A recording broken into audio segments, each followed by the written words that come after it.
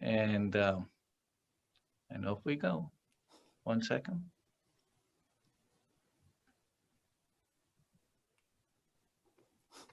Welcome back to Tactical Edge Virtual Summit.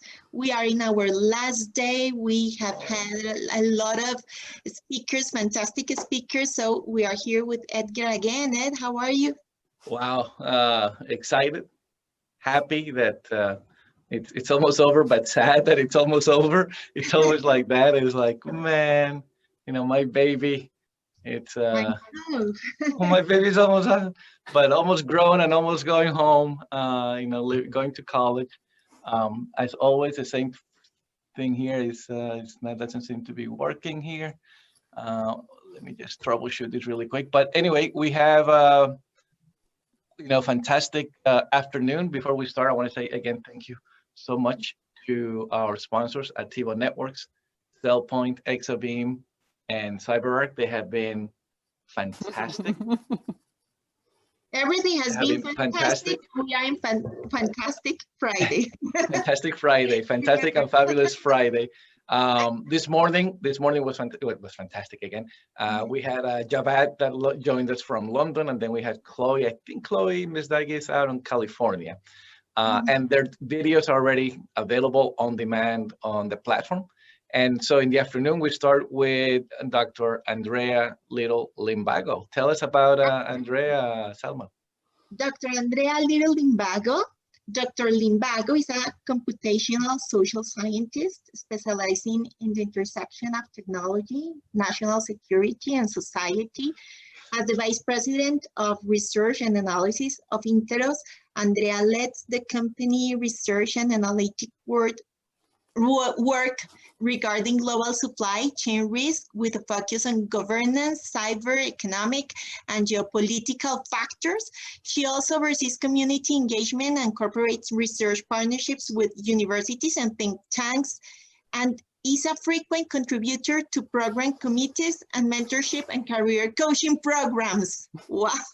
In other words, she is amazing. She's amazing. Thank you. Welcome, Andrea. Very nice to having you here. And I know you were in Cartagena with Edgar. How was the experience? It was great. Yeah, no, and it's great to meet you and great to be here with you and Ed.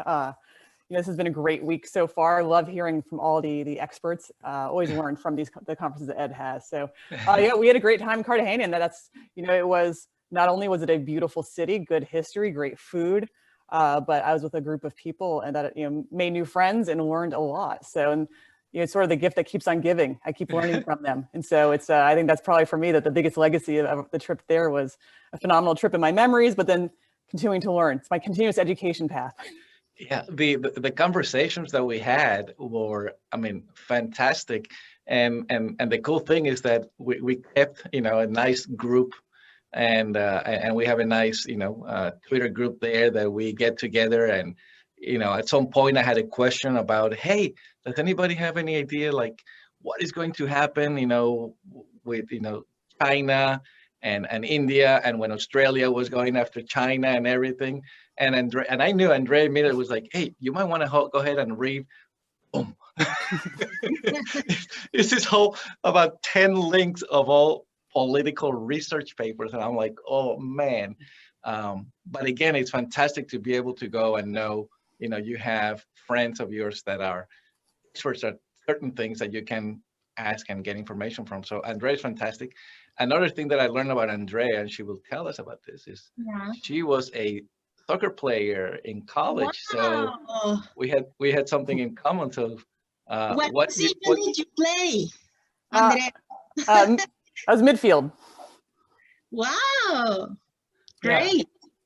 Yeah. And I think your daughters also play, or they play something? Yeah. My daughter plays. Yeah, my daughter still plays. My son plays basketball. So one for each of my sports. Plays tennis like your husband? My daughter plays tennis too. So nice. Yeah, nice. Yeah, we got to keep them busy. Yeah. So what are they doing now with, like, everybody else with COVID? It's like, Yeah, we're we're lucky in that we've got a comfortable home and everyone's healthy, but it's it's a struggle where we're all in quite close knit quarters and been in the same spot for a while now. So it's Yeah, it's been it's been an interesting few months, and I know we will continue on. So we're doing what we can, finding new workouts, trying to stay active. Yeah. The nice thing with tennis is there's only requires two, so you can do that within the family. That's fantastic. And I know there's a lot of stuff. I mean, you and I talk about this and exchange email. There's a lot of activities going worldwide, and that are like a lot of the press does not cover that. And I'm like, why aren't they covering it? It's not a secret, but I guess it is. And it's just fascinating. So what's your presentation going to be about? Yeah, so we'll talk about some of those things. And you know, I have a international relations background, and so we always international relations. We talk about some of the core years that really led to just major changes in the world system, the way the international system operates. And you can think about '89, when the end of the Cold War. You know, that rings a bell for lots of people. '45, the end of World War II. I'm hypothesizing 2020 will be one of those years where we really just see a major inflection point between how the world was prior and how the world is after. And so we are undergoing just rapid change right now. And we'll talk about a fair amount of that and how that is in turn forcing us, or should encourage us, to rethink you know, how we're thinking about cyber risk and the various threats that emerge from that, because it goes very much so parallel along the lines of the shifts that are going on in the world right now. Wow. Okay. Okay. Ready? So it's a light topic. You know, it's a good Friday afternoon. Elma, you ready? Are you ready to get? We are ready. We are ready. And the stage is yours, Andrea. Welcome again to Tactical Edge. Great, thank you. And I will go to share my screen. Get ready, Selma. Voy a estar atenta. All right. Go full screen. All right, we good? Oh, yes, perfect. All right. Thank you. Great. Well, thanks again for having me here. And we just gave a good preview for what we'll be talking about. And so, rethinking cyber risk in a reglobalized world. And you know, one of the first questions might be, you know, what does that even mean when talking about a reglobalized world? And so we'll get into that plenty of details. But what I want to take a step back even from that is, you know, really talking about starting with the pandemic, because it is, in addition to the horrible human and economic toll, it really is just forcing major restructuring going on across the globe. And this is a quote from Henry Kissinger. And like I said, it's really going to lead to some significant changes that are going to really impact everything from democracies and authoritarian regimes to the way that we're doing business. So you have more of a personal level. So significant changes are underway. And you know, one of the reasons why this pandemic is causing such enormous shifts across the globe is due to just the enormous impact that it has had, especially on the economics. Obviously, the human toll is enormous as well. But when you think about how it impacts in the broader politics as well, the economic impact has been really awful, especially in the United States and Europe, and it's spread into the Latin America and Africa as well, as we continue to see it grow. And so in the U.S., we saw a third of the economy, or in the globe, a third of the economy ground to a halt in 3 weeks. And so that's much more rapid than anything that we've seen in really recent history. The Great Depression did not happen that fast. So you got a rapid speed issue of this change. On unemployment, again, starting off at a fairly good rate in the US, jumped to the highest rate since the Great Depression. Just a few weeks ago, the GDP Q2 results came in, 33% decline in the US, 40% in the Eurozone. So the worst contraction that we've seen since the Great Depression.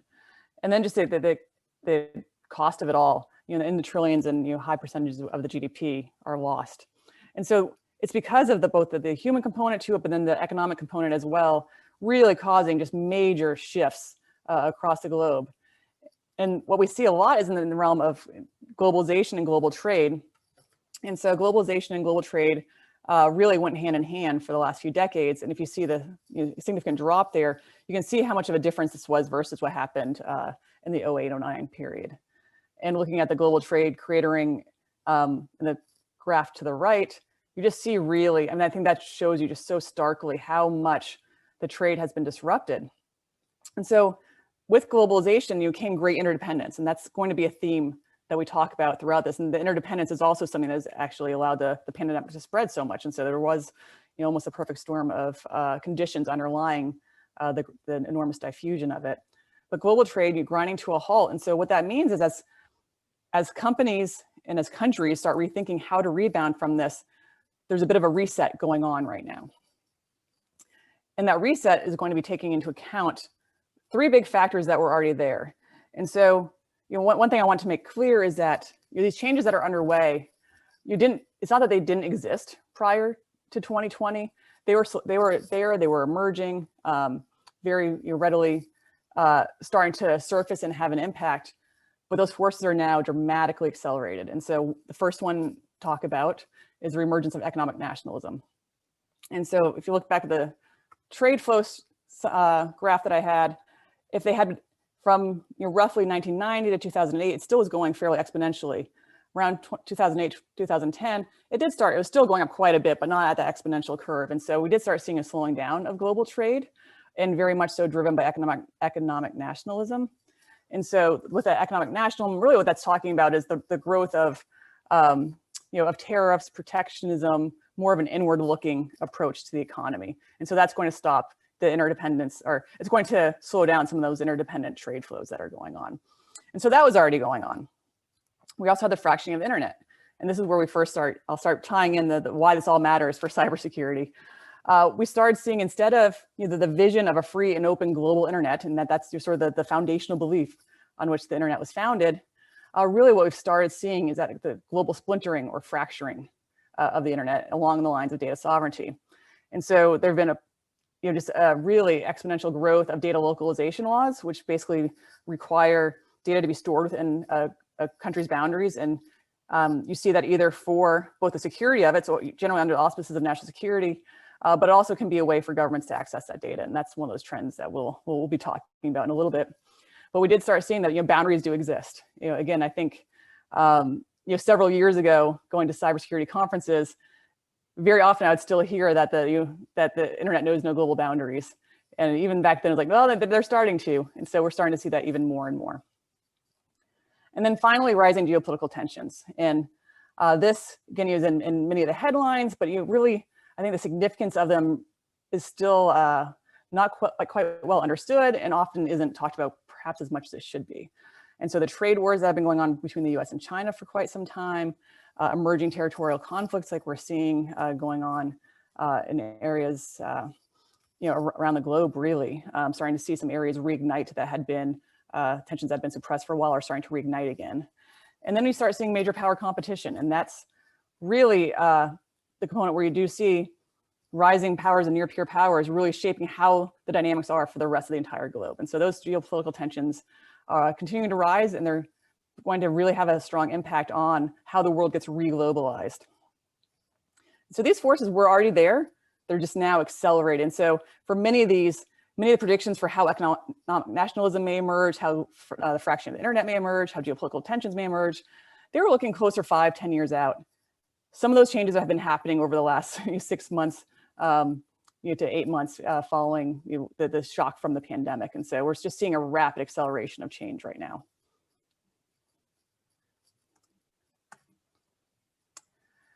And so with that acceleration of the change, we're also seeing the emergence of technospheres. And this is something I see, you hear The Economist actually talks about the technospheres a decent amount. And I like that term, because it is, they talk about the tectonic shifts that are going on to create these technospheres. And we're seeing, as every company is a digital tech company now, as a digital economy is the way to really, companies that are not part of the digital economy cannot really act you cannot participate in the global economy writ large. And so what we're seeing is that these technospheres are emerging based on different technologies, and how they feel about the data protection and data access and data control. And so these divisions that were underway, again, we're starting to see the pandemic accelerate those and exacerbate those much more so than we had anticipated earlier on. And so when we think about the emerging technospheres, we can think about a heuristic. There are basically two different models that are starting to emerge. And of course, and the reality is that there's a big spectrum along these, but so I'll give you sort of the two extreme ends of what we're seeing, and many companies or countries fall along some level of these two different technospheres that are emerging. And so digital authoritarianism is on the one hand. And so that's the use of digital information technology by generally authoritarian regimes. And they look at finding different ways to surveil their populations, repress any kind of negative commentary about the governments, manipulate domestic audiences, manipulate data, And really it's about information control. And so using technology through whatever means possible to control information, both within their borders. And what's something interesting to think about is that a lot of these countries have tested out their approaches domestically before applying them internationally. And so you do see these digital authoritarian tactics being used globally now, especially against competitors and adversaries. And so that's why even, it's always been true, but even more so true today that, what happens within a country is not going to stay within a country as far as some of the tactics, and which is why some of these policies that are happening abroad should be so disconcerting, even if you don't live in one of those countries. In addition to obviously the various forms of civil liberties and human rights violations that tend to coincide with this. And so unfortunately, the Freedom House did a really good report a couple of years ago talking about the expansion of digital authoritarianism. And so we think about China and Russia, and those are sort of the usual suspects, and absolutely are still the innovators in this realm. But there are other countries that are adopting these same tactics of suppression to use against their own populations, and then using some of those tactics once they hone them domestically, using them abroad. And so for those kind of governments, it's the freedom of information that really is a threat to political survival. And so, in political science, they talk about we're staying in power as the #1 goal for leaders, and very much so staying in power for these authoritarians means having information control, and they're doing it through all these broad range. And so you can imagine disinformation, cyber attacks definitely falls in this, various forms of censorship like astroturfing, and then just which means basically flooding social media landscapes with anecdotes in favor of pro-government commentary to help drown out any kind of negative commentary. And so there are a lot of tactics being used, but this is where you see the technosphere starting to emerge by companies in their software and hardware. They also create falling in this end. And unfortunately, there hasn't been a big push yet from digital democracies. And so this is something that I've been watching and focusing on for a few years now, really hoping to start seeing that digital democracy playbook start to counter the authoritarian one. And we actually are starting to see it a bit more this year than we have in previous years. And so we'll see what happens, and it's something to keep an eye on. And so if you think about what a digital democracy playbook may be, and this for sure is something that continues to evolve and really has yet to really be formalized. But it's getting back to the aspirational visions of on which the internet was founded. And so we want secure internet, open one, a trusted one, and free. And by free meaning a free and open internet, basically meaning the ability to share and discuss without fear of censorship. And it coincides with a multi-stakeholder model. And what that basically means is cooperation and collaboration across companies or across countries to ensure that there's that security and the trusted networks and the freedom of speech and so forth. But unfortunately, it was almost a laissez-faire approach to the free and open internet, assuming that it would just happen. And if you remember back to the Arab Spring, many people proclaimed that this version of the internet had won, and that you can see the protests. You see the protesters using social media to gain their to fight for their freedom in the protests. And so obviously it was a little bit too soon. They called it too soon, right? So. Many things changed after that, especially as authoritarian regimes realized it also was a place for suppression and to suppress and censor their citizens. And so in response to that, though, over the last decade, we have started seeing some policies and laws and norms. And so norms along the lines of what the proper behavior might be in cyberspace, various policies starting to emerge. The General Data Protection Regulation in Europe is perhaps the most widespread example of what some components of the digital democracy might be. And so it gets into protection of the data for individuals and for individual rights over their own data. And while I think everyone can have some complaint about it, but at the same time, when you look at it and compare it to pretty much any other widespread data protection regulation out there, it's had the biggest impact on protecting individual data rights. And it is starting to emerge in other countries as well, are starting to copy it. So just as authoritarian models are starting to be copied across the globe, the same is starting to happen with the GDPR. And under the auspices of this, freedom of information is a universal right. And so that's really where you can start thinking about the big comparison of freedom of information on the one hand, and the freedom and the desire to suppress and control information on the other, as being those two ends of the spectrum. And so as we go on and talk about technospheres, those are the two dominant frameworks that are out there. And again, we can point to many countries that fall along the spectrum in the middle, but these are sort of the the foundation and basically the overarching trends that are pushing towards one direction or another. And so, while this, the divisions and towards these different technospheres was going on prior to 2020, now it's time for the tectonic shifts. And we're really starting to see the nationalization of various internets, of the companies and the domestic champions, and how they treat and think about data and data protection. And all that also then goes under, how the broader umbrella of, really, reflects the norms and rules and values of the governments in those countries. And so that's why when the technologies reflect authoritarian regimes, there should be ample room for concern. And while for sure democracies are not doing everything right now, and we can point to plenty of different examples where they may be taking steps backwards, there still is enough of that universal aspiration within democracies for the universal and global and free internet. The difference is that now, instead of it looking like it's going to be a global internet, we're looking at how it's going to be a splintered and fractured internet along these two different kind of frameworks.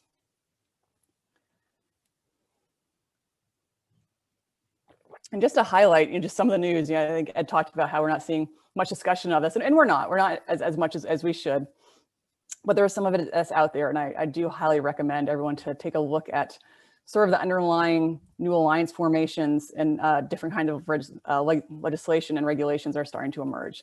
I think TikTok perhaps is the one that people are most aware of right now, and largely it's probably because our kids are big fans of it, especially for those of us who've tried our best to get them to take it off their phone, but they still continue to and access it in some shape or form.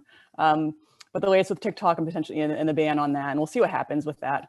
But that really, it's indicative of how the tech industry is dividing. And so on the one hand, you can look at that, under China and Russia deepen technological ties, you start seeing agreements of the authoritarian regimes, both on the technology side, on the military side, on the diplomatic side. There's a new one, China-Pakistan axis. China exporting high-tech authoritarians into Venezuela. We see all the international organizations. We see the UN looking at China for facial recognition standards, or Chinese tech companies, which act on behalf of the Chinese government. You'll get Hikvision controlling India surveillance market. And so you see a lot of these new alliances are starting to form in a much deeper way than we'd seen previously. And so you see that going on that's sort of that one technosphere again. And then you see on the other technosphere, democracies are starting to step up and really re-emphasize and focus on the notion of trusted networks, or as the US State Department talked about last week, clean networks. And a lot of it comes into the way that these democracies are treating a lot of the Chinese and some Russian software and hardware. You can see India, so the US isn't the only one to ban TikTok, by the way. India did it first. At the same time, just yesterday in the United States, Part B of Section 889 of the National Defense Authorization Act, which is a lot of wonky numbers, but that went into effect, which basically banned 5 Chinese tech companies and their affiliates from being in the systems of anyone who works, any contractors or partners with the federal government. And so you're starting to see, again, it's more that siphoning of who can work with whom among trusted networks. And Japan, again, as another one, trying to exit China. Japan has actually invested billions to help their companies leave China for many of the reasons that I'll be talking about actually in the second part of this talk. And so these are just a few. Honestly, this was not hard to find headlines on these. So keep an eye out. I'd recommend in the future to see how these different alliances are starting to emerge. And one more actually important one to think about, the UK about a month ago introduced the idea of doing a 10-country democratic pact for 5G trusted networks. And so we'll see what happens with that. And so that's a lot of background. I know I went through it quickly, but I know people in this audience probably want to get more into the cyber now and try and figure out what does any of this have to do with the cyber. And so it has a lot. And so that's where we'll focus this next part. And so in a reglobalized world, and so that's the one thing when talking about reglobalization, it's not the fact that globalization is dead. It's the fact that we're seeing the restructuring and the transformation of globalization along these various these various borders. And so what it has to do with cyber risk is that on the one hand, we're seeing these enormous changes going on, but a recent Gartner report found that 87% of audit departments say their organization uses the 3 lines of defense, and that they're still employing processes that are ineffective and too traditional to deal with the fast-moving and interconnected risks. And I think that quote on the bottom really highlights exactly the issues for why companies need to think about why and how this reglobalization will impact their own company, because so much is interconnected, and we'll talk about all the different ways that maybe happen. And it's fast moving. It's moving extraordinarily fast now. I mean, even the fact that we saw on that policy, on the slide before the headlines, policies and regulations are actually coming in pretty quickly. And for the last few decades, I think honestly, we've seen technology move at such a rapid pace that it's hard for policy to keep up. But policy is starting to move much faster than it normally does over the last 8 months to even before then as well. And so policy is starting to get caught up and is responding to try and protect data. And so we need to adapt, and given that we're still focused on generally traditional approaches, on the one hand, we can't give up and abandon sort of what we know has been working in the past. And so various compliance frameworks still are necessary, still using security controls are still necessary. So it's not necessarily it's not abandoning the best practices that we've had to date. Unfortunately, there's the need to expand and grow how we're thinking about cyber risk. And so we need to think about the dynamicism, how fast-paced it's all moving. You need to look at the various factors. It's not just technology, it's integrated with what's going on in the geopolitics, what's going on in trade flows, what's going on in trusted systems. And so really it's looking at a broad range of factors and seeing how they may impact cyber risk, and then thinking about how you can defend and be more resilient against the various disruptions and vulnerabilities that may emerge as we start seeing, again, this extraordinarily fast-paced regulatory environment and geopolitical environments that continues to shift. And so we still want the reasonable and appropriate data security measures, and that's what you see in GDPR and other data privacy frameworks. Absolutely need to be able to prove that you're following those. But it has to be more than that for better security and privacy within the reglobalized world. And if that all wasn't enough within your own network, the convergence of physical and digital supply chains and just how big and complex supply chains are on both the physical and digital front really adds just a whole nother complex a whole nother level of complexity to it all. And so it's not an easy thing, but these are things that if we think about them now, as companies are doing a bit of a reset to prepare for future resilience, these are some of the considerations that I recommend looking into. And so how to do some of that, you look at yesterday's model and preparing it for a much more interconnected environments that have very different risks than what we've seen before. And so big focus on before was on the probability of loss or exposure to cyber attack, and that still matters. But really looking at that plus potential for loss or harm due to exposed vulnerabilities to infrastructure, and looking at the trust factor throughout your entire software and hardware supply chain. And that becomes really much more difficult. And it doesn't become just a security concern, it also becomes a compliance concern, as I've showed with the various regulations that continue to emerge. And then looking, a lot of it is sort of internally focused, looking at self-assessment, how well are we doing? That just isn't going to be enough. It's looking at the partnership networks and to your entire extended supply chain and partnership ecosystem. 75% of Fortune 500 will treat partner risk as a board level concern by the end of this year. And I think that was taken before even the significance of the pandemic was apparent. And so, partner risk, third-party risk, becoming a very big issue, especially as you think about throughout your entire supply chain. So fortunately, though, there are some good models that are emerging, and this is the Cloud Security Alliance's Octagon model, and they've started to expand out the various components of what a cyber risk framework may look like.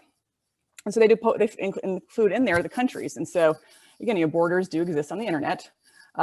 It's across the tech stack though and the regulatory landscape. And so even I think 6 to 8 months ago when people thought about countries, it wasn't necessarily along the lines of what kind of data access are they requiring those countries, what kind of software, hardware.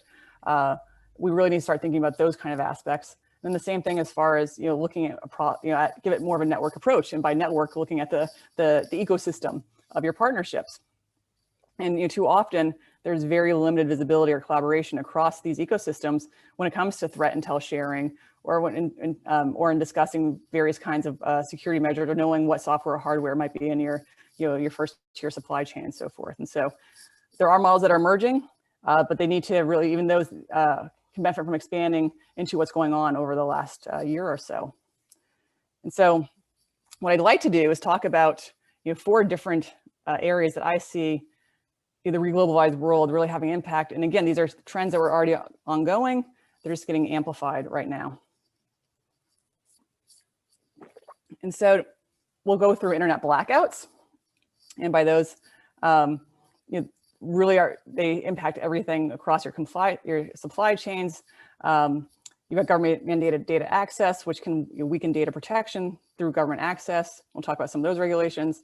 The digital supply chain, I think, is something that fairly apparent to probably most in this audience, as far as just how much digital transformation has led to the introduction of hundreds, if not thousands, of various kinds of cloud-based partners with all the different cloud-based applications. And then looking at some of the compliance challenges that are only going to grow, that are emerging due to restrictions on various software and hardware. And so let's start with internet blackouts. And so this is something that I think when I talk to most folks about it, they haven't really heard this in the news, don't really see it as much of an issue, but we have seen them increase 6,000%. That was just 2011 to 2018, and they cost in the billions of dollars just last year alone. 33 countries with documented incidents of them. And what we're seeing and how they're being applied, very often they're being used around elections. So it gets back into the issues of democracy. And they're being used to suppress and limit information sharing during protests or other kinds of instability. And while it is mainly being used by authoritarian regimes, unfortunately, many of these authoritarian tactics are spreading to democracies as well. And so a blackout in India in Kashmir lasted 213 days and just ended earlier this year. And there's still been sporadic internet blackouts and other forms of censorship that still emerged. And so that's one of the extreme examples on democracies. I think Myanmar holds the record for authoritarian regimes for having the longest internet blackout. So it's increasingly being used as a tactic. And this is another example of how I think when you give cyber talks, the news cycle moves so fast, you always have to update. And just Belarus, following the elections just a few days ago, the government implemented an internet shutdown to try and prevent the congregation and collaboration amongst the protesters. And so, it's in the news right now, it's happening right now. These internet blackouts can be very disruptive, both for obviously the societies there, but if you have a company or enterprise or any kind of digital footprint in those areas, you're going to be impacted by it as well. And so these are something that I think we'll continue to see on the rise. I think most people are expecting them to continue to be on the rise because it turns out to be a fairly effective way, at least for a little while, to disrupt communication. But even in the case of Belarus, we're starting to see some interesting innovation as far as working around it. And so we see that an awful lot as well. So it is something to keep an eye on to see how, what kind of innovation may occur to help avoid and circumvent those blackouts. So in addition to blackouts, this is another one that I think isn't getting quite as much attention as it needs to. And this gets into the notion of government mandated access laws. And so with that, I almost think about it as government legislated data access. And so we think cyber attacks and data breaches and data compromises are absolutely still on the rise. I think in the last few weeks alone, we've seen more and more studies showing how the pandemic has accelerated cyber attacks as well. So that still remains an issue. But what these authoritarian regimes are also doing is passing legislation that requires their access to any data stored within their boundaries when they want it. And that could be everything from source code to IP to personal information. And so that's the way that data localization laws, where your data has to be stored within the borders, can often be also have coinciding with it these data access requirements. And so that's if you're dealing with if you have any kind of extended headquarters or plants or firms abroad, really to start paying attention to what those data localization laws are and what the data access requirements are. And so they're for sure not uniform, and that's why it's not just something you can rubber stamp, say, yes, they're doing this, or no, they're not doing that. Sometimes it's embedded within it, but we see these kind of laws, again, spreading. Vietnam and Thailand are two examples that had passed recent laws, very similar to what China had implemented a few years ago. And so that's one way that governments can mandate the data access as opposed to having to, to go out and steal it. There also are anti-encryption policies. And so any laws that are weakening or prohibiting encryption or encryption-based apps, that also can be a problem. And we're seeing that the encryption debate 2.0 or whatever you want to call it in the United States remains alive and well. We saw Australia passed a law that required government mandated access. And so it's not just authoritarian regimes. And that's, again, why it's so important to keep an eye on what's going on in other countries, because some of those policies are getting adopted under very, very similar arguments. And I think can be very detrimental to both data protection and privacy and the strength of democracy. And finally, data seizure. So legalizing exfiltration within boundaries and by national champions. And so again, it falls under the legislation very often under a cybersecurity law that mandates the ability for the companies have to turn over data to their government when asked. And so we're seeing it again with TikTok. Unfortunately, is a very good current example where they say that they would never cooperate with China and turn over the data to the Chinese government. Well, if their data centers are in China, which they are, they're legally mandated to turn over that data. So that becomes a challenge and definitely another risk and cause for concern over the security and protection of your data. And finally, you look at Hong Kong's new security law. The law enforcement agencies are now empowered to compel websites and social media platforms to turn over that data, to suppress certain data, to restrict user access. They're really, all these aspects of information control are right there. And it's talking about how fast things are changing. Hong Kong used to be, is a financial hub, and now its trade status is getting revoked, basically making it in line with China. And so that's a dramatic shift over such a short period of time that's forcing enterprises and companies to scramble to figure out how to deal with the protections of their data within Hong Kong. And I think this is just such a good example of how fast things are moving and changing right now, and will continue to. And that's for all these stories, from Belarus to Hong Kong to what's going on in the U.S. for encryption debate. These stories and these events are, they're ongoing. I imagine 6 months from now, if we came back and revisited a lot of this, we will see even more changes and more examples that we can even, that might not even make our imagination right now. So it's changing very, very quickly. All right, so those are the first two. We talked about internet blackouts and we talked about government legislated access to data. Now let's get into digital supply chain risks. And so supply chain attacks have increased 78% in 2019. 60% of breaches are linked to third-party vendors. And so there have been numerous US government and other government documents starting to really start paying attention to it and outlining the different ways of making a protected digital supply chain ecosystem. But to do that, it's really important to understand how some of these things occur. What is the risk? How does it occur? And I think this, of all of them, highlights especially well why you need to think about your broader supply chain ecosystem and your partnerships when thinking about cyber risk. And so with digital supply chain attacks, you can look at the installation of malicious software or hardware that gives that backdoor access. You can see the counterfeit hardware or software. That's another one that's starting to occur a fair amount. We've seen actually a couple instances this year of certain companies having to deal with that.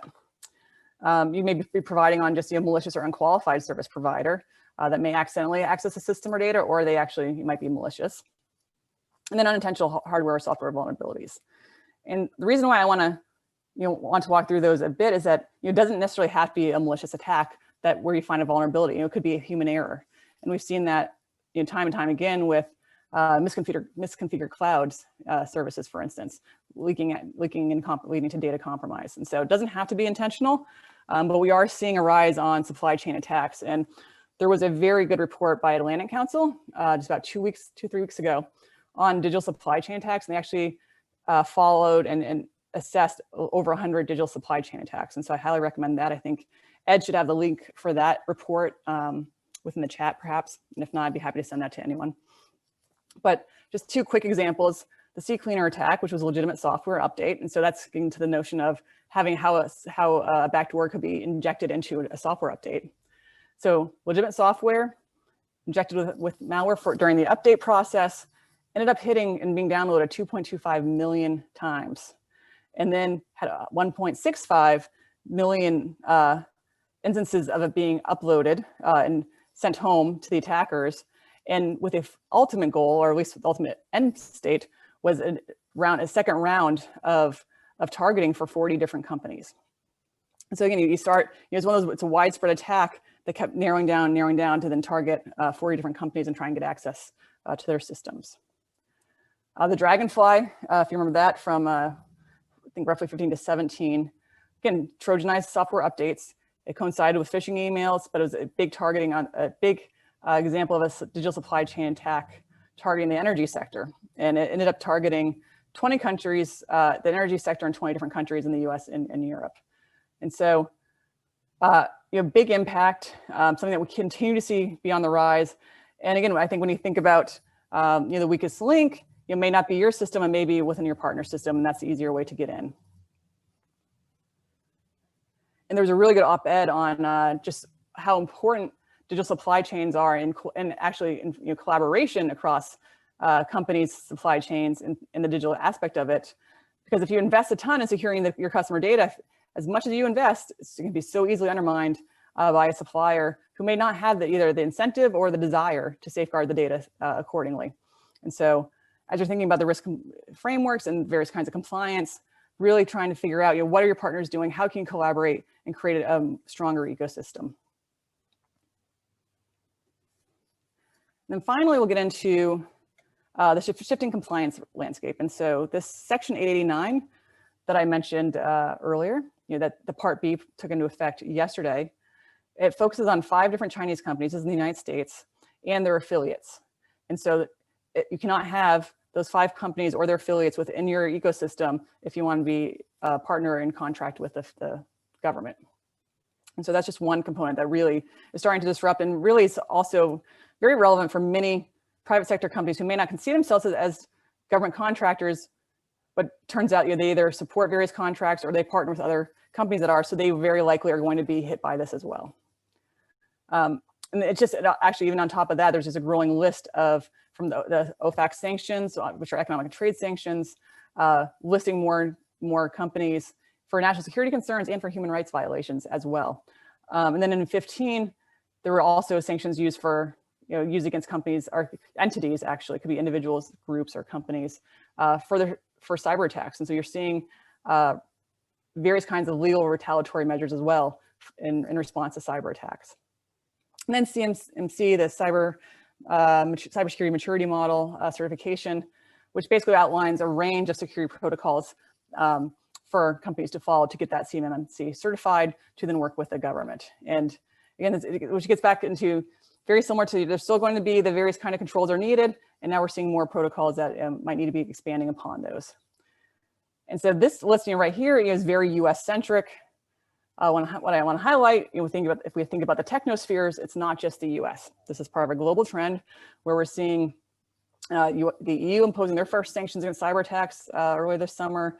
We see the UK doing an about face and banning Huawei and its 5G network from within its borders. Australia had already previously banned them, and India just recently banned the 59 Chinese apps, one of which was TikTok during that time. And so it is, again, very much so, it's a growing trend amongst the democracies to really focus on what a trusted network may look like and why that may matter, and how to not necessarily only be focusing on the banning component of it, but then the collaboration and cooperation component of well is equally important. And that's where I think we'll start seeing more and more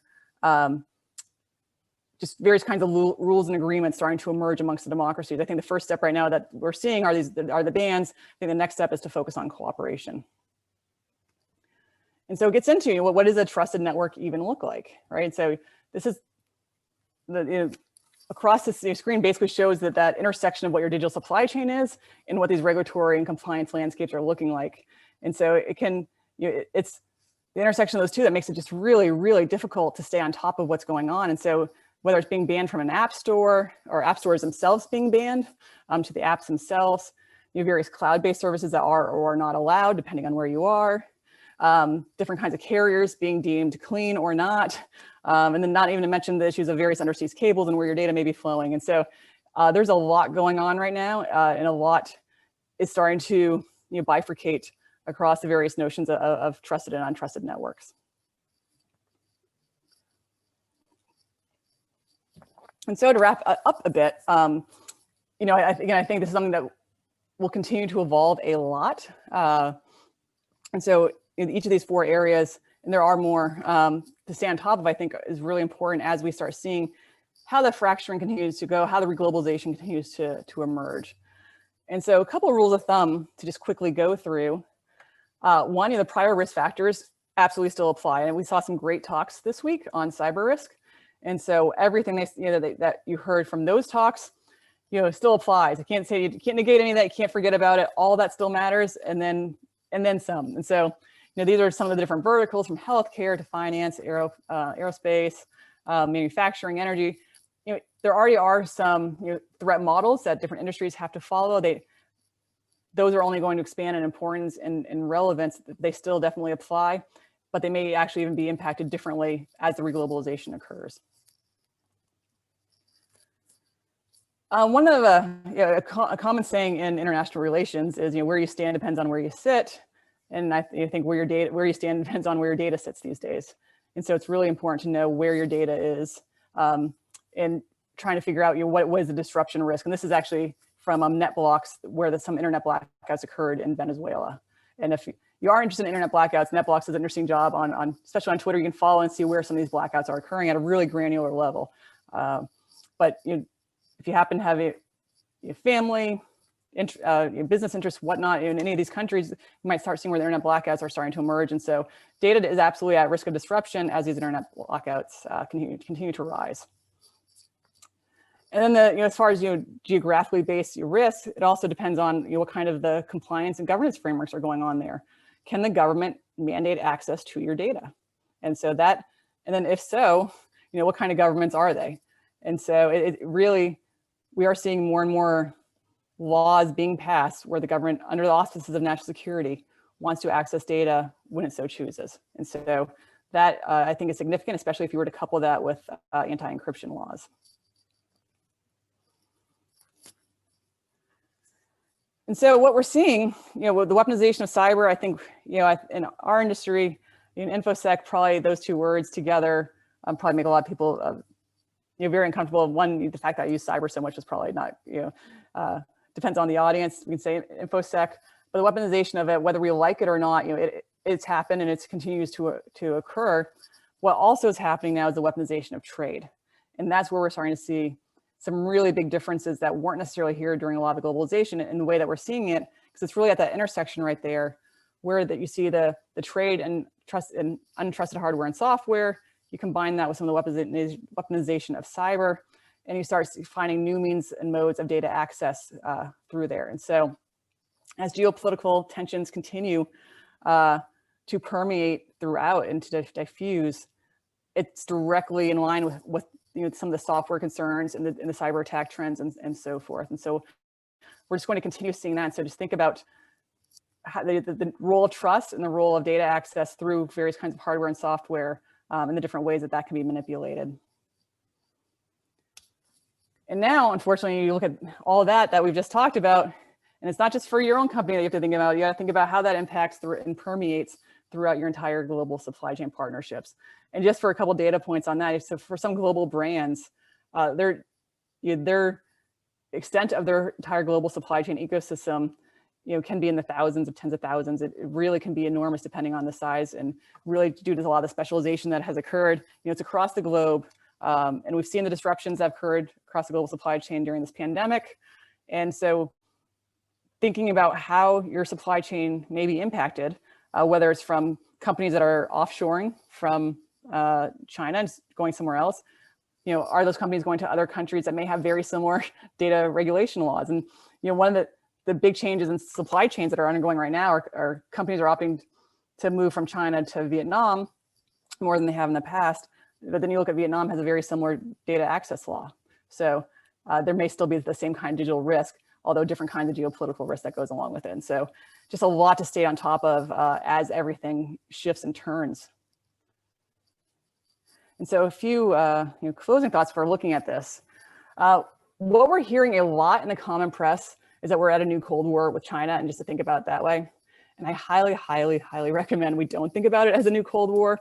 I think that limits our ability to really find good solutions and ways to deal with the risks that are involved and the potential disruption that can occur. There's so much more interdependency. The technology has changed so much. It's really, I think it's not only not useful, I think it can be very harmful by limiting our ability to make good solutions and strategies and continuation of operations, even plans, by thinking about it that way. And so it's not that. It's also not the death of globalization. This is a cover on The Economist or on foreign policy. And I think there's been a lot of discussion that, well, it's the death of globalization. So what we're going to see is economic nationalism is on the rise, which it is. And so that'll just lead, there's going to be no more globalization. Global trade will fall apart. There'll be no more global supply chains. And that I think also is just too simplistic of a view for what's going on right now. And that's why I prefer to focus on this notion of reglobalization, where we're still going to see global supply chains, but we're going to see very much so also some specialization that occurs within the countries, and then as well as the bifurcation or however many different segments we'll start seeing the fracturing. And that's still TBD to see how that all plays out and what kind of different groups, whether it becomes regional groups, whether it becomes much more so globally democracy authoritarian regimes. It's something to keep an eye on as these significant changes remain underway. And so within this globalization that's transformed, the reglobalization of the world, it's new governance structures, new power structures, the trade flows are changing. Technology continues to evolve at a rapid pace, introducing all sorts of opportunities, and for sure opportunities for collaboration, which I hope we'll start seeing some more of those, opportunities for new partnerships.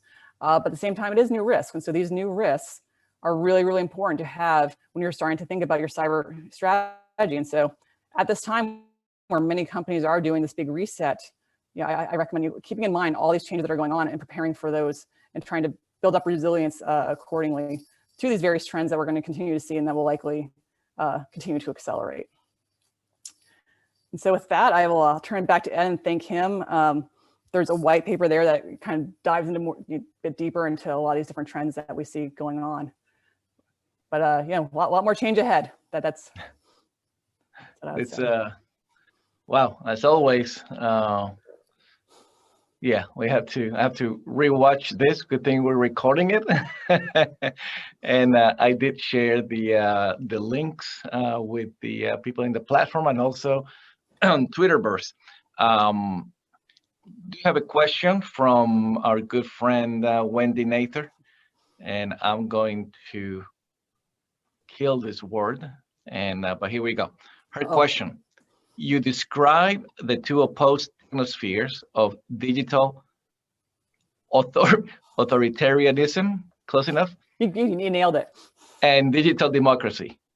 Do you see any possibility of a third alternative that might emerge, or are these two technospheres going to be the basis for ongoing conflict? Yeah, I do see, and that's, I think this all will be a spectrum. I think it's going to be very rare that certain countries fall at the exact end of one spectrum or the exact end of the other. And what we've seen really over time is that there's something in the middle. It's very wonky. They're called anocracies that are neither democracies or authoritarian regimes. They're sort of a blended. And so I imagine that's what we're going to keep seeing. And you can imagine there are many countries that you think, like Turkey is a good example of that right now, that are really fragile democracies that have components of democracy, but also a lot of components of authoritarian regimes. And when thinking about that, though, and tying into what historical trends have been, countries that fall in the middle of that, and I think it's going to prove to be the same with technology, are actually the most unstable. And so they're at the most risk of regime change, of various kinds of political instability. And so countries that do start, especially when we start seeing some of the decay of democracies, that's where they're going to start going into, is in that middle area of anocracies. And that could lead to just a significant political instability. And we're at a point where almost a decade of the decline of democracies across the globe. And so we are seeing more and more democracies moving towards that middle area. So I would not be surprised if the fracturing started to become more so 3 different components versus just the 2. Okay. One last question. One of your slides, you showed about regulatory compliance, that companies are not moving fast enough to meet the new world order, basically.